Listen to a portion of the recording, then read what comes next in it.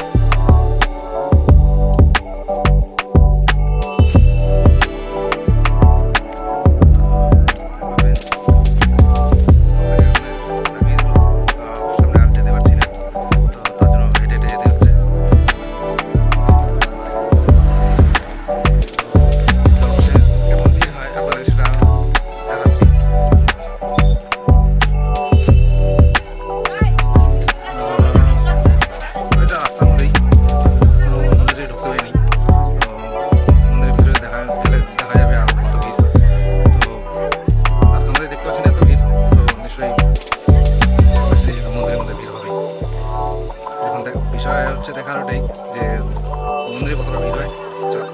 Finally আমরা জলপ্রসাদ পৌঁছে গেলাম। অনেক ট্র্যাকিং করে দুটো গাড়ি চেঞ্জ করে তারপর আমরা যাবে জলপ্রসাদ আসা হইল। তো এই যে প্রবেশ পথ, এই হলো প্রবেশ পথ। আপনারা দেখতে পাচ্ছেন যে আমি জলপ্রসাদে দাঁড়িয়ে আছি।